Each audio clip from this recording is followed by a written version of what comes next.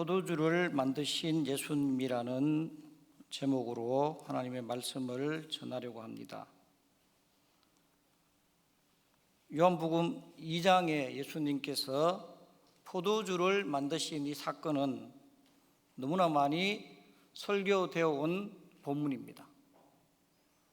하지만 이 본문은 가장 잘못 해석되고 설교되어 온 본문 중에 하나입니다. 그러면 요한복음 전체가 무엇을 말하는지, 그리고 어떻게 요한복음을 해석해야 하는지, 그것은 요한 자신이 말을 해주고 있기 때문입니다. 성경의 모든 부분이 명시적으로 아주 명명백백하게 해석을 하기가 쉽다거나 그렇다고 지금 말씀을 드리는 게 아닙니다. 요한복음은 분명히 사도 요한이 어떻게 요한복음을 읽고 요한복음을 받아야 할지를 분명하게 우리에게 제시하고 있기 때문입니다.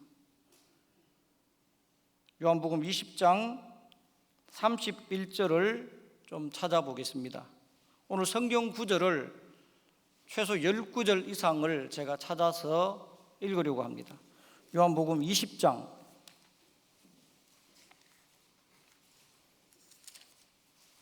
31절입니다. 30절, 31절을 읽겠습니다. 같이 읽습니다. 시작.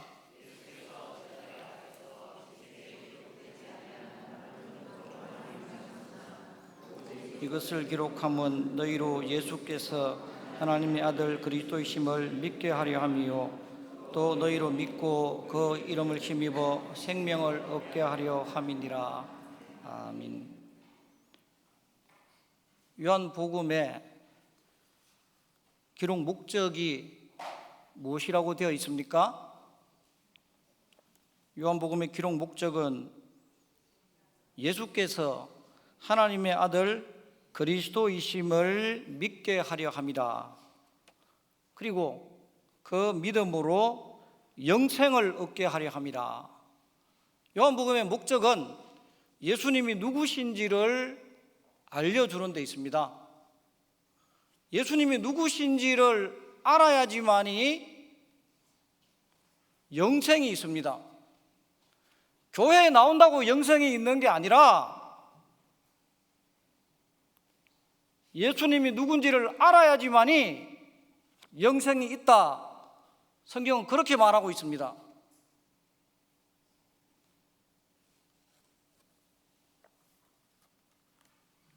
요한은 요한복음 2장에 한 표적을 그는 제시하고 있습니다. 예수님이 물로 포도주를 만드셨는데 이것이 표적이다, 이렇게 말을 하고 있습니다. 왜 기적이라는 단어가 있는데 요한은 기적이라는 단어를 쓰지 않고 표적이라는 단어를 썼을까요? 요한복음 20장 30절 31절을 보시면 예수께서 이 책에 기록되지 아니한 다른 표적들도 많이 행하셨으나, 이런 말이 나옵니다. 표적이라는 말을 사용하고 있습니다. 표적이라는 말은 영어로 좀 쉽게 말씀을 드리면 사인이라는 뜻입니다. 사인. 요한복음에 예수님께서 행하신 일들은 다 사인이다, 이 말이에요. 사인이라는 것을 우리가 잘 이해하기 위해서 사인을 주는 사람과 사인을 받는 사람 사이에 약속된 기호예요. 사인이 많이 사용되는 운동 경기가 우리가 야구라는 경기가 있어요. 매번 투수가 공을 던질 때마다 포수하고 교환하는 게 사인입니다. 그렇죠? 그래서 포수가 손가락을 부지런히 움직이는 걸 보실 수 있을 거예요. 야구를 잘 아시는 분들은 그 사인을 보고 아나운서들이 해설을 하죠. 아, 이번에는 뭘 보니까 체인지업을 던질 것 같다, 스위퍼를 던질 것 같다, 스플리트를 던질 것 같다, 이런 사인을 주고받는단 말입니다. 그러면 포수가 사인을 주면 그 손가락의 표시에 따라, 손가락의 숫자에 따라 투수는 무엇을 던지는지 알 수가 있는 거예요. 지금 요한복음에 사용된 예수께서 갈릴리 가나에서 이 첫 표적을 행하셨다, 이 표적이라는 말은 헬라어로 세메이온이라는 단어입니다. 세메이온이라는 말은 사인이라는 뜻이에요. 예수님께서 포도주를 만드신 것은 기적이 아니라 기적보다도 사실은 더 중요한 거예요. 표적이라는 거예요. 그럼 무슨 표적이냐? 무슨 사인이냐? 예수님이 누구신지를 제시하는 사인이란 말이죠. 그렇기 때문에 너무나 중요하단 말이에요. 요한복음에 등장하는 7개의 표적들을 정확하게 이해하지 못하면 예수님이 누구신지를 이해하지 못하는 거예요. 내 마음대로 믿으면서 영생을 얻었다라고 생각하면 안 되는 것이죠. 그래서 요한은 예수님이 누구신지를 정확하게 이해시키기 위해서 7개의 표적을 요한복음에 제시하고 있습니다. 그 7개의 표적을 제가 될 수 있으면 다 설명을 드리려고 합니다. 오늘은 예수님께서 포도주를 만드신 이 표적을 말씀을 좀 드리려고 합니다. 포도주는 그럼 무엇을 상징하는가? 요한복음에 보시면 예수님이 여러 가지 표적을 행하시는데 요한은 첫 번째 포도주를 만드신 표적을 먼저 제시하고 있습니다. 포도주는 무엇을 상징합니까? 포도주는 무엇을 상징하는지 우리가 알려면 구약을 부지런히 찾아서 읽어야 합니다. 구약의 포도주는 여러 가지를 상징합니다. 때로는 포도주가 심판을 상징하기도 합니다. 때로는 포도주가 술 취함과 방탕함을 상징하기도 합니다. 하지만 문맥에 따라 그 상징하는 바가 다릅니다. 본문은 열왕기상 4장 25절에 보시면 포도나무, 포도주는 이스라엘 백성들에게 있어서 평화와 안식과 풍요를 상징합니다. 다시 말씀을 드리면 구약 이스라엘 백성들에게 포도주, 포도나무는 평화와 풍요와 안식을 상징합니다.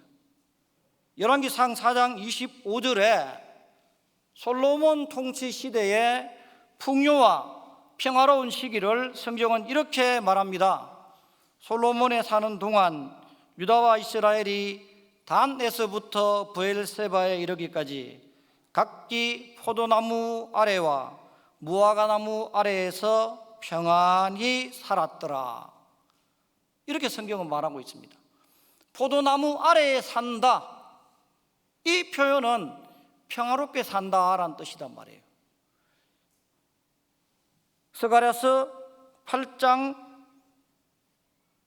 12절에 보시면 이스라엘의 회복에 관한 말씀입니다. 평강의 씨앗을 얻을 것이라. 그러면서 그 다음 구절이 곧 포도나무가 열매를 맺으며 이렇게 되어 있습니다. 자, 스가랴서 8장 12절에 평강의 씨앗을 얻을 것이라, 포도나무가 열매를 맺으며, 포도나무가 무엇을 상징한다고 되어 있습니까? 평화를 상징한다라고 성경 자체가 우리에게 막 말하고 있습니다. 그럼 예수님께서 이 포도주를 만드셨다. 요한복음 2장은 너무나 많이 해석되어 오고 설교되어 온 본문입니다.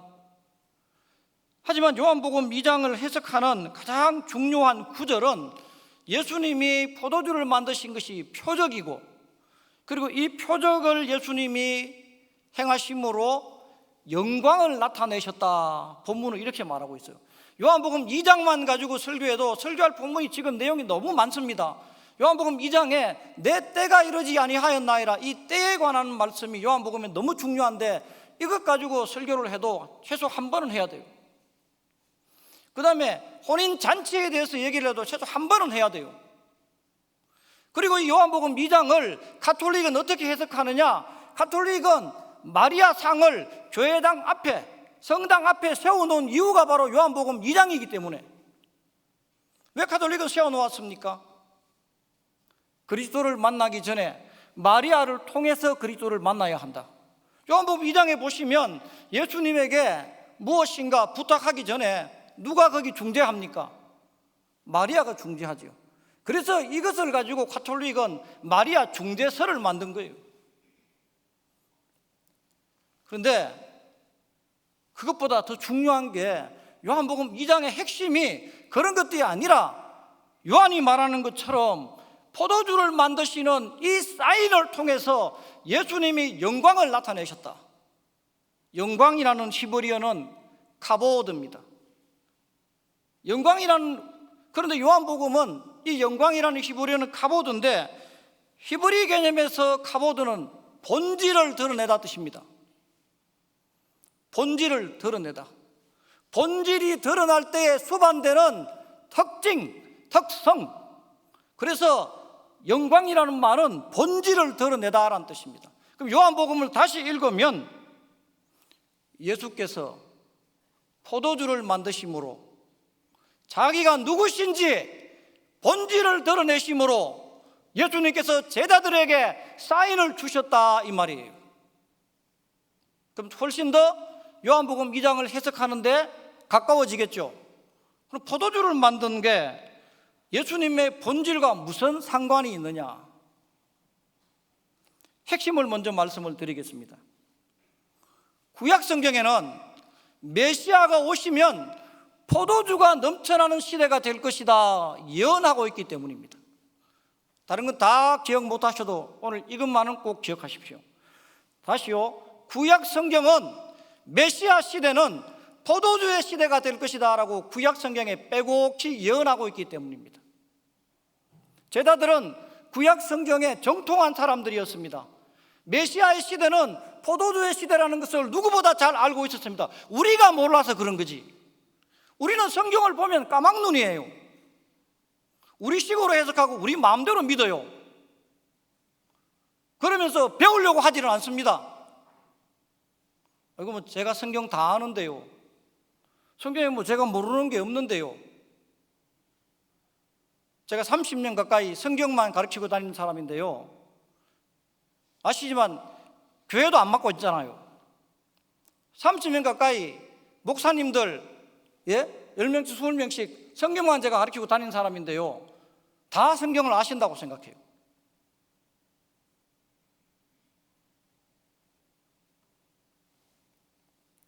구약 성경에 메시아 시대가 포도주의 시대라고 구약 성경은 예언하고 있습니다. 제자들은 예수님께서 포도주를 만드셨을 때에 메시아의 시대를 예수님께서 선포하시는구나, 이분이 메시아구나, 이분이 우리가 죄로 인해서 잃어버렸던 풍요, 우리가 죄로 인해서 박탈된 안식, 하나님과의 관계에서 떨어짐으로 우리가 누리지 못하는 평화, 이런 것들을 회복시켜 주시는 분이구나. 이게 포도주가 가지고 있는 이미지란 말이에요. 그래서 이스라엘 백성들은 메시아의 시대는 포도주의 시대가 될 것이라고 고대하고 있단 말이에요. 그런데 예수님께서 요한복음 2장에 제자들을 데리고 가셔서 포도주를 만드신 거예요. 그러니까 요한은 대번 알아보고 예수님이 포도주를 만드셔서 그분이 누군지 그분의 본질을 드러내셨다. 이분이 메시아다. 그러면 지금부터 구약 성경을 찾겠습니다. 메시아의 시대가 포도주의 시대라는 것을 구약 성경이 얼마나 많이 예언하고 있는지, 먼저 아모스 11장, 아모스 9장입니다. 9장 11절부터 15절을 찾겠습니다. 성경 구절을 최소 10번은 찾아야 돼요.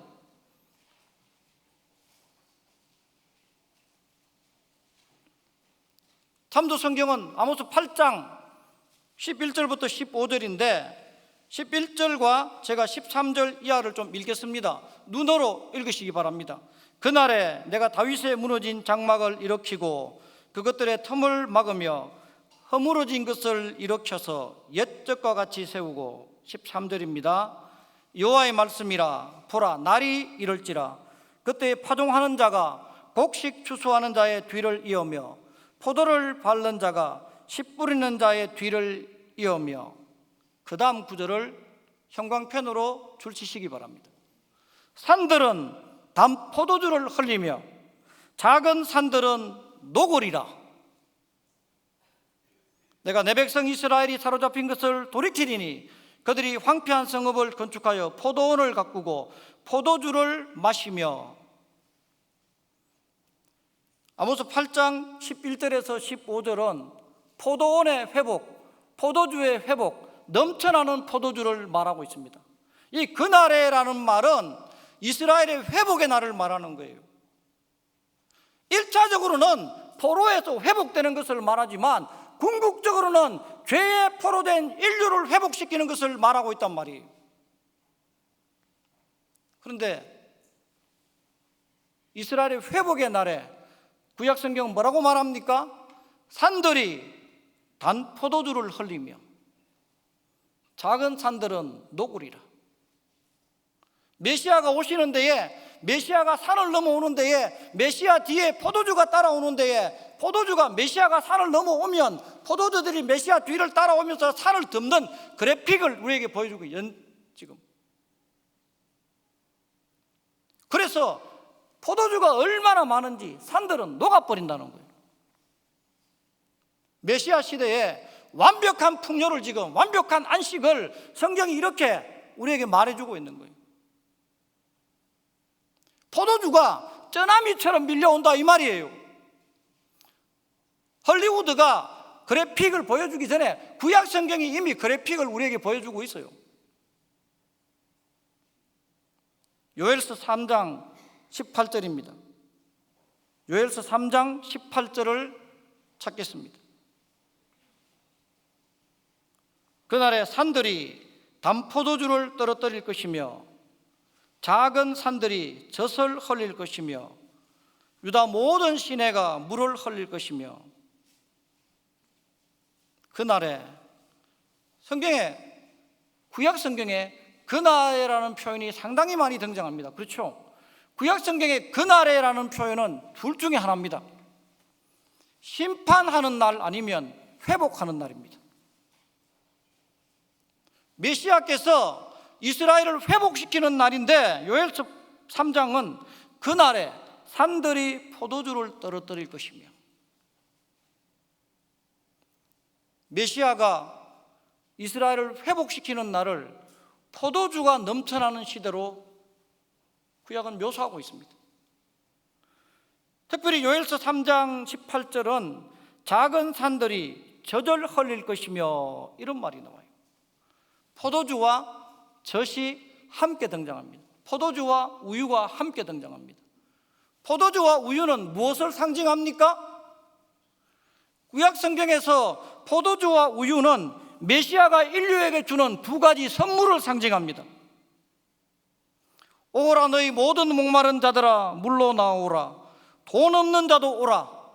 너희는 와서 포도주와 젖을 사라. 이사야 55장 1절에서 3절 말씀입니다. 메시아 앞으로 오라는 거예요. 그럼 메시아가 이 포도주와 젖을 선물로 주겠다는 것입니다.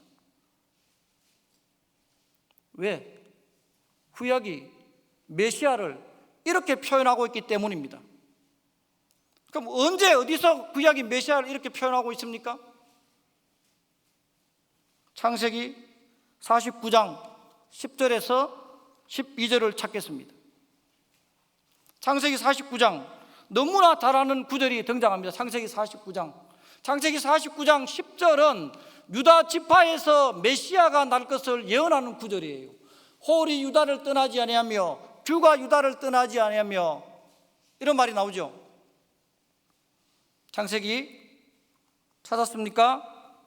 49장 10절에서 12절까지 같이 한번 읽어볼까요? 왜냐? 가만 앉아 계시면 졸릴 수가 있잖아요. 같이 읽겠습니다. 시작.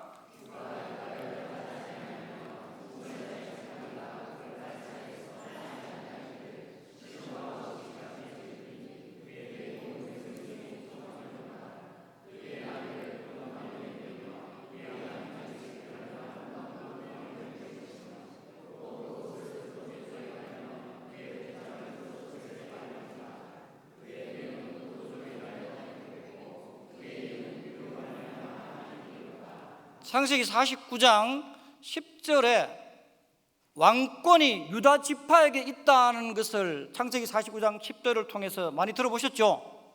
너무나 많이 들으셨잖아요, 그죠? 그런데 10절까지만 읽으시고 보통 11절, 12절은 다 눈을 감으셔요.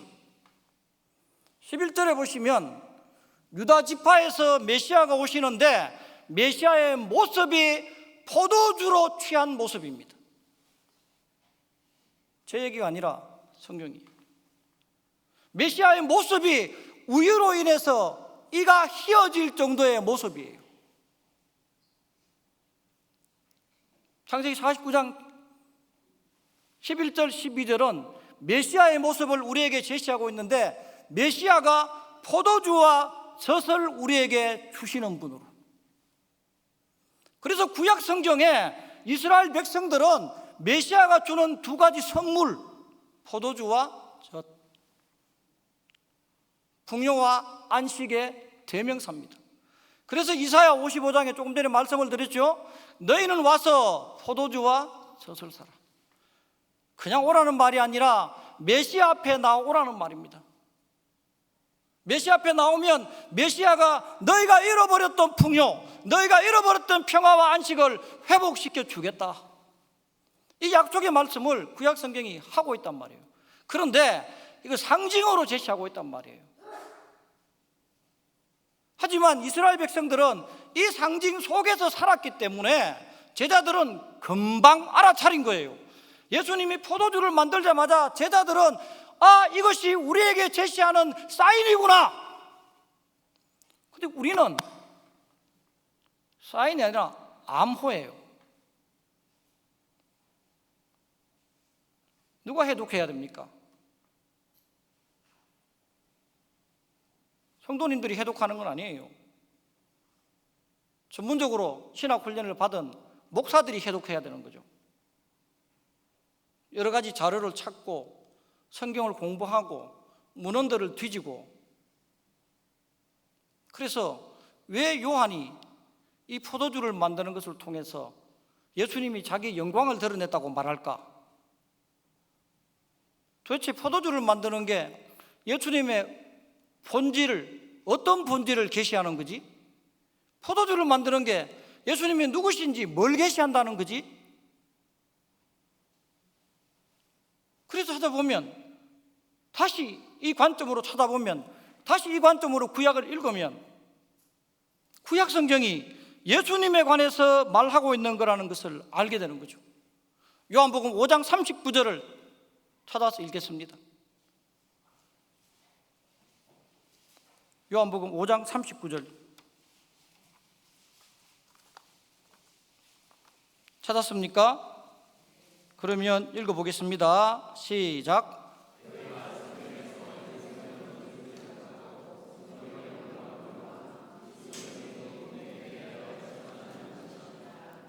아멘. 예수님이 요한복음 5장 39절에 하신 말씀이 너희가 성경에서 영생을 얻는 줄 알고 성경을 부지런히 연구하고 찾는데 성경이 누구에 대해서 지금 증거한다고 말씀하고 있습니까? 예수님 자신에 대해서. 예수님 여기에서 말씀하신 성경은 신약은 아니에요. 이때 예수님이 말씀하신, 이때는 신약 성경이 서여지기 전이니까요. 그죠? 그럼 이때 말씀하시는 성경은 어떤 성경이에요? 구약성경. 구약성경이 왜 써져졌다고요? 메시아가 오면 메시아를 제발 좀 알라고 써여진 게 구약성경이에요. 다른 기능도 있죠. 성경은 우리에게 지혜를 주고 우리를 하나님 앞에 경외하고 우리를 하나님 바로 살게 하고 그런데 이것은 2차적이고 부차적인 기능이고, 성경의 가장 중요한 기능은 구약성경이 메시아를 우리에게 지시해 주고 있단 말이에요. 모든 구약성경이. 누가복음 24장 44절을 찾아서 읽겠습니다. 누가복음 24장 44절을 찾아서 읽겠습니다. 찾았습니까? 아이고, 찾고 있는데 자꾸 목사님이 찾았습니까? 라고 물으니까 아니요 라고 대답도 못하고. 예. 찾으셨죠 이제? 예. 그러면 24장 44절 전체를 형광펜으로 줄을 쳐놓으셔야 됩니다. 한번 읽어보겠습니다. 시작.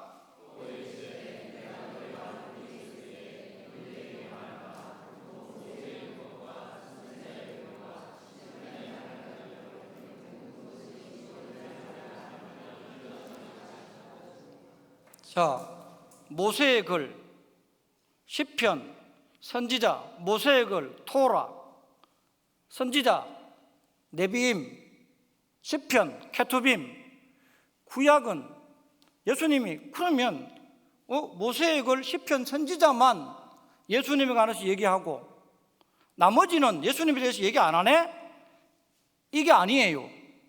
예수님 시대에 구약 성경을 분류하는 분류가 세 가지로 분류합니다. 예수님 시대에 성경의 분류법이 세 가지입니다. 모세의 글, 시편, 선지자. 모세의 글, 토라, 시편, 케투빔, 선지자들, 네비임. 이것을 그래서 신학자들은 세 가지를 따서 타낙이라고 말합니다. 구약 성경을 부르는 명칭, 이 타낙은 예수님에 대해서 말하고 있다고 누가복음 24장 44절에 예수님이 지금 말씀하고 있는 거예요. 그래서 구약 성경을 인용해서 예수님 가르치는 데에, 예수님 지시하는 데에 온 힘을 목사는 쏟아야 되는 것입니다. 왜? 예수님 만나지 않으면 구원이 없어요.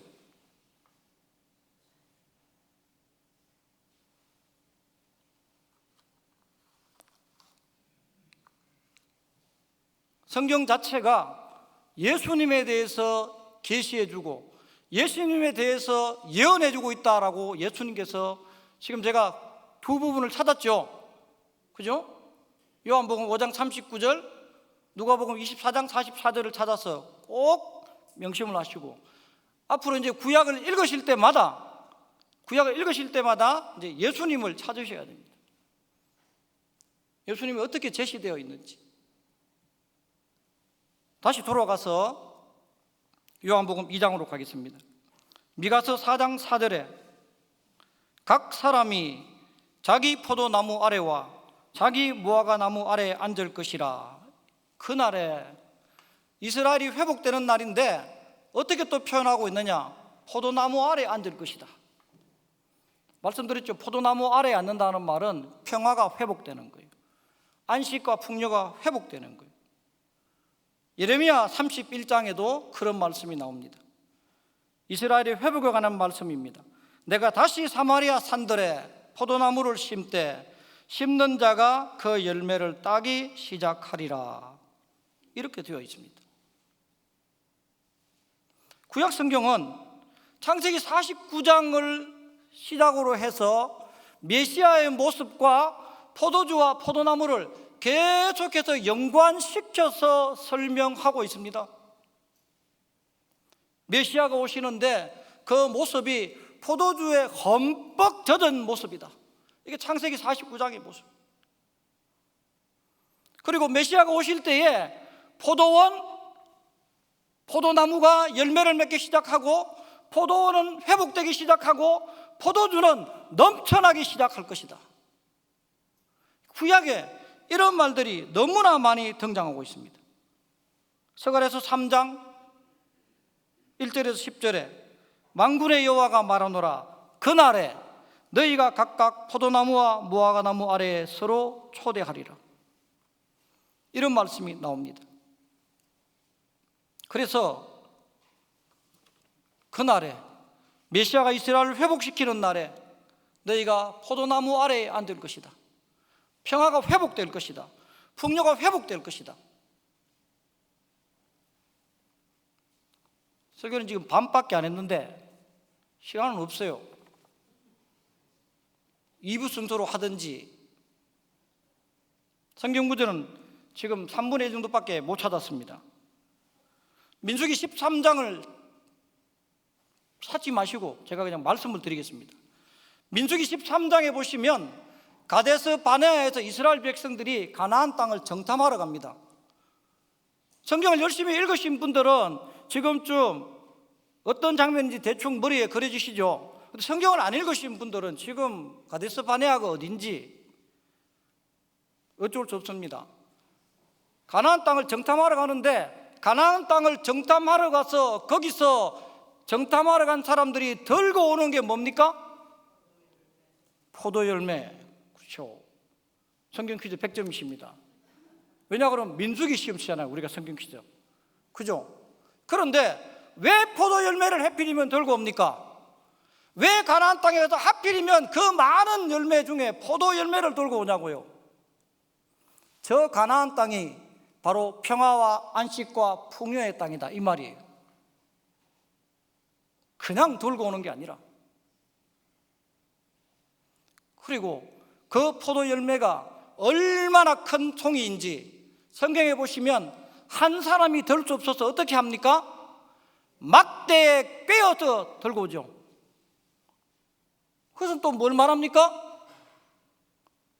포도 자체가 평화와 안식과 풍요를 말하는데 한 사람이 들 수 없을 정도의 넘쳐나는 평화와 풍요와 안식을 말하고 있는 거예요. 여러분, 이 땅에 사니까 부족한 게 너무 많죠? 그죠? 저도 제가 영어 가르친 학생은 SK 하이닉스 가가지고 이번에 대박이 났어요. 그 영어 가르친 저는 부족한 게 너무 많은데 예. 그래서 그놈한테 야 아메리카노 커피 한 잔은 내가 받아 먹어야 되지. 예. 여러분, 하지만 저곳에 가면 영적인 가나안인 하나님 나라에 들어가면 거기는 넘쳐나는 평화와 풍요와 안식이 있을 줄 믿습니다. 사사기 14장을 또 찾아야 돼요. 지금 시간이 다 돼가지고 이것만 말씀을 드리고 한 구절을 더 말씀을 드리고 마치도록 하겠습니다. 사사기 14장은 삼손이 딥나에 있는 한 포도원에서 사다를 죽이는 장면이 나옵니다. 사다를 죽이는 장면 읽어보셨죠? 예. 거기에 사자가 왜 포도원에 있습니까? 이런 의문을 가지고 성경을 읽으셔야죠. 사자는 어디에 있어야 됩니까? 사슴이 있는 데 있든지 얼룩말이 있는 데 있든지 사자가 지금 포도원에 있어요. 사사기에서 상징하는 이 사자는 물론 실제 사자죠. 하지만 이 사건이 보여주는 것은 포도원은 이스라엘의 풍요와 안식을 말합니다. 사자가 포도원을 떡 하고 차지하고 있다는 것은 당시에 블레셋이 이스라엘 백성들을 압박하고 있는 것을 보여주는 거예요. 그래서 그 사자를 누가 죽입니까? 삼손이 죽여요. 그 사자를 누가 죽입니까? 예수님이 죽여요. 삼손이라는 말은 태양이란 뜻입니다. 삼손이라는 말은 태양이라는 말에 아이들이 쓰는 단어예요. 이게 무슨 말이냐? 아이들이 쓰는 단어가 있어요. 세메쉬라는 말은 태양이라는 단어예요. 이 세메쉬라는 말에 어린아이용 단어가 삼손이에요. 무슨 말이냐? 밥이라는 말이 있죠. 식사라는 말이 있죠. 근데 아이들이 쓰는 말은 빠빠 먹자 빠빠 맘마 먹자 맘마. 이해되십니까? 무슨 말인지. 삼손이 상징하는 것은 오리지널 태양이신 예수님을 상징하고 있단 말이에요. 그래서 구약 성경에 삼손이 사자를 죽이는 이 장면도 누구를 계시하고 있다는 것입니까? 예수님을 계시하고 있다 이 말이에요. 지금 예수님. 한 구절만 더 인용을 하고 마치겠습니다. 구약 외경입니다. 외경은 성경이 아닙니다. 하지만 성경을 연구하는 사람들은 이 외경을 때로는 상당히 중요하게 봅니다. 왜냐? 이 외경에 이스라엘 백성들이 어떤 신앙을 가지고 있었고 어떤 기대를 가지고 있었고 어떤 소망을 가지고 있었는지 외경을 보면 알 수가 있기 때문에요. 구약 외경 중에 하나입니다. 제2 바룩서 29장 5절입니다. 제2 바룩서 29장 5절에 이런 표현이 나옵니다. 그날에 땅이 만배의 열매를 낼 것이다. 그날에 땅이 만배의 열매를 낼 것이다. 왜냐? 땅의 저주가 풀리리라 되어 있습니다. 땅이 성경에 보면 저주받았다고 되어 있죠. 그날에 땅이 만배의 열매를 내는데 포도나무 하나가 1000개의 가지를 낼 것이다. 가지 하나마다 1000개의 포도송이를 맺을 것이다. 포도송이 하나마다 1000알의 포도알을 맺을 것이다. 그리고 그 알 하나가 한 고르에, 고르라는 것은 액체나 음료 같은 걸 세는 히브리 단위입니다. 한 고르의 포도주를 생산할 것이다. 포도알 하나가 한 고르의 포도주를 생산할 것이다. 한 고르가 얼마냐? 220리터입니다. 한 고르가 220리터. 자, 그러면 이제 곱하기 하세요, 이제. 자, 220리터짜리 포도알이 달린 포도송이가 몇 개라고요? 1000개. 그 포도송이를 가진, 그죠? 가지가 몇 개라고요? 1000개. 그럼 1000알 곱하기 1000송이 곱하기 1000가지, 나무 하나가. 제가 그래서 그 포도주 1리터를 제가 10,000원에 계산을 해봤습니다. 그 나무 하나가 2000조의 포도주를 생산합니다. 제가 영천 사람인데 영천 사람한테 이런 포도나무 하나 만약에 만들어 준다면 어떻게 되겠어요?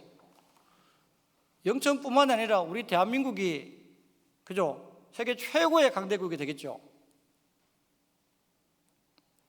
구약 외경은 메시아의 시대를 이렇게 표현하고 있단 말이에요. 메시아의 시대가 포도주가 넘쳐나는데 그날의 메시아의 시대가 되면 땅의 저주가 풀려가지고 땅이 만배의 축복을 우리에게 줄 것인데 나무 하나가 1000개의 가지를 낼 것이고 나무 가지 하나마다 1000개의 송이를 낼 것이고 송이 하나마다 1000알의 포도알을 맺을 것인데 그 알 하나가 한 고르에 포도주를 낼 것이다. 메시아 시대에 우리에게 주어질 완벽한 평화와 풍요와 안식을 구약 이스라엘 백성들은 이렇게 표현하고 있습니다. 자, 그러면 다시 이제 요한복음으로 돌아가겠습니다. 예수님의 제자들은 구약을 너무나 잘 알고 있는 사람들이에요. 예수님이 포도주를 만드셨어요. 예수님이 만드신 포도주도 상당한 양입니다. 드럼통 몇 통이 되는 양의 포도주예요. 제자들은 예수님이 포도주를 만드셔서 주시는 장면을 보면서 예수님께서 포도주를 만드심으로 사인을 주셨다는 거죠. 이래시죠. 이제 요한복음 2장은 무슨 사인입니까? 자기가 메시아라는 것을 우리에게 알려주는 사인입니다. 말씀을 맺도록 하겠습니다. 참 부족한 것이 많은 세상이라고 우리는, 그죠? 좀 더 있었으면 합니다. 특별히 TV에 보면 주식 투자한 사람들이 뭐 10억, 뭐 30억 막 이러고 그럴 때마다 어떻습니까? 예? 요 며칠, 요 몇 달 사이에 제가 더 가난해진 것 같아요. 나는 그냥이었는데, 나는 그냥 보통이었는데 다른 사람은 재산이 뭐 되니까 늘어나니까 내가 상대적으로 내가 가난해진 것 같아요. 예. 여러분, 하지만 고린도전서 8장 9절은 너희가 알거니와 그리스도의 은혜를 너희가 알거니와 그는 부요하신 자로서 너희를 위하여 가난하게 되셨다, 이렇게 말하고 있습니다. 예수님 우리에게 완벽한 풍요와 안식과 평화를 주시기 위해서 십자가를 지시고 고난당하시고 죽으셨습니다. 우리의 풍요 안식에는 그리스도의 고난과 수치와 그리스도의 낮아지심이 있다는 것을 기억하시고, 오늘도 예수님이 우리에게 주시기를 원하는 그 풍요, 평화, 안식을 모두 받아 누리시는 복된 우리 모두가 되기를 주의 이름으로 축원합니다. 기도하겠습니다. 하나님 아버지, 우리의 허물과 죄로 잃어버린 우리의 평화와 안식과 풍요를 예수님께서 회복시켜 주심을 참으로 감사를 드립니다. 하나님의 초청에 응하여서 하나님께로 나옵니다.